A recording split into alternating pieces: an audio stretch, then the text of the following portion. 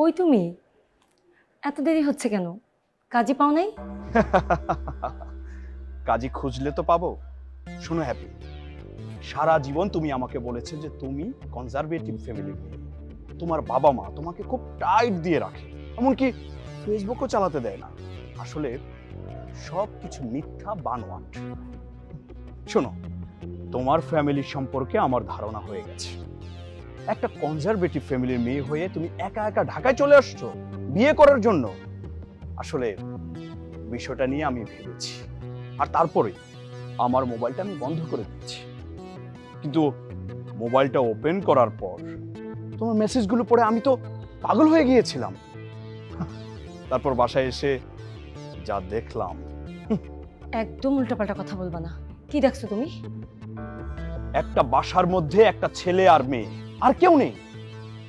সারা রাত কি করলো সেটা দেখার প্রয়োজন পড়ে না। আর এইসব কেউ দেখায় দেখায় করে না, বুঝতে পেরেছো? ছি, কথাগুলো তুই আমার সামনে বলতি? চুপতায়া তোরে আমি? তুই একটা ভণ্ড, তুই একটা প্রতারক।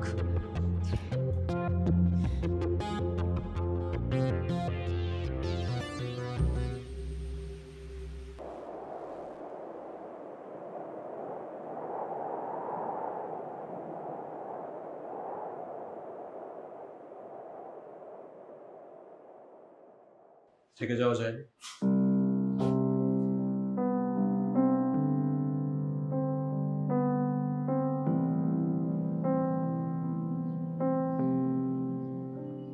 আপনার তো যাওয়ার কোনো জায়গা নেই। আপনি বলেছিলেন বলেই তো আপনাকে আমি বাসে নিয়ে এলাম।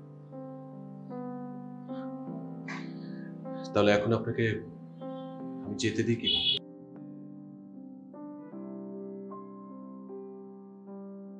আমি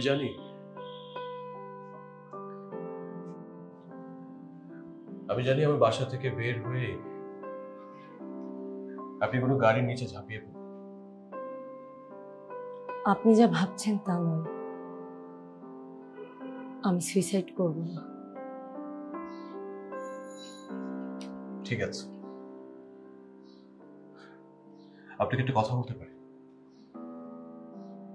আপনি কিন্তু এক রাত আমার বাসায় ছিলেন কোনো অধিকার ছাড়া। দেখেন, কারোর সাথে থাকতে হলে কোনো অধিকারের প্রয়োজন পড়ে না, আর অধিকার তো তৈরি করে নিতে হয়। আপনি ভাবছেন যে আমার বাসায় আপনি কোন অধিকারে থাকবেন? ওই যে আপনি বলেছেন আমি খুব ভালো রান্না করতে পারি, আমার ওয়াইফ অনেক লাকি হবে।